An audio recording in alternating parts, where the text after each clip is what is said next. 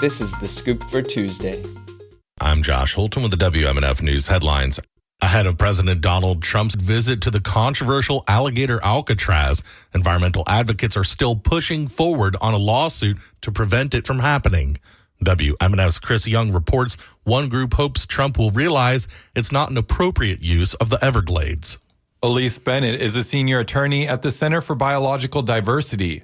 The group, along with Friends of the Everglades, has filed a lawsuit to prevent the massive detention center in the Everglades. What I would hope would be obvious to the president is that this is an incredibly backwards idea for a place that is, I think the pride of Florida, certainly the pride of the United States, and really gives us great international significance.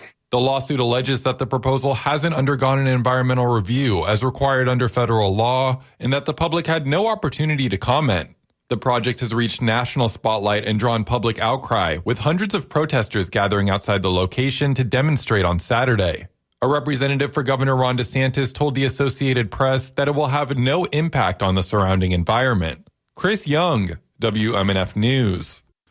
A University of Florida law student was honored for a paper claiming the Constitution was written only for white people. WMNF's Madison Overmeyer reports how the University of Florida is responding to the controversy. Preston Damsky, a University of Florida law student, was given the book award for a paper he wrote last fall that argued the Constitution only applied to white people. A federal judge who was appointed by Donald Trump in 2020 taught Damsky's class and gave him the award. This caused an uproar at the university, but the law school's interim dean defended the decision by claiming institutional neutrality. This spring, Damsky took to social media to make multiple racist and anti-Semitic posts. One in late March stated that Jews must be abolished by any means necessary. This caused the school to suspend him and issue him a trespass order. David Canton, the director of the African American Studies program at UF, says some will argue that as long as you don't touch or threaten anyone, you can talk all you want. For some students, his language threatening. Now, from his perspective, he's going to say, I haven't touched anyone. I'm just talking. But we know sometimes talking leads to other things from individuals who are not as sophisticated. So that's always a slippery slope. The story became even more widespread when the New York Times published an article. A dean sent an email to students soon after that discussing First Amendment rights and academic freedom. Madison Overmeyer, WMNF News. The National Oceanic and Atmospheric Administration says it is delaying by 1 month the planned cutoff of satellite data that helps forecasters track hurricanes. Yesterday's announcement comes after meteorologists and scientists warned of severe consequences if officials had gone through with the plan to discontinue the key data on June 30th in the midst of this year's hurricane season. The data is collected by 3 weather satellites that the agency jointly runs with the Defense Department. The data was initially planned to be cut off yesterday to mitigate significant cybersecurity risks. NOAA has been the subject of hefty Department of Government efficiency cuts this year. Governor Ron DeSantis yesterday vetoed a bill that could have led to changes in prescription drugs covered in the state's employees' health insurance program.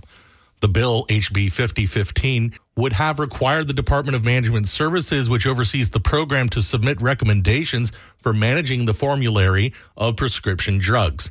The recommendations would have gone to the Joint Legislative Budget Commission, a panel of Senate and House members.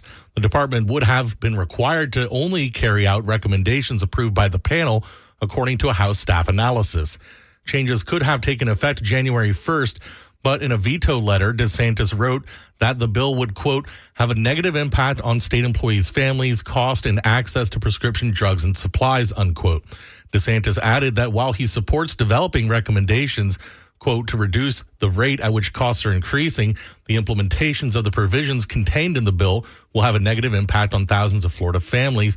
Therefore, the recommendations should be carefully evaluated with all options available for review and approval by the entirety of the legislature, unquote. Clouds today with highs in the upper 80s, partly cloudy tonight with overnight lows in the mid-70s, thunderstorms tomorrow with highs in the mid-80s. I'm Josh Holton with the WMNF News headlines. This is The Scoop, recorded at WMNF Tampa.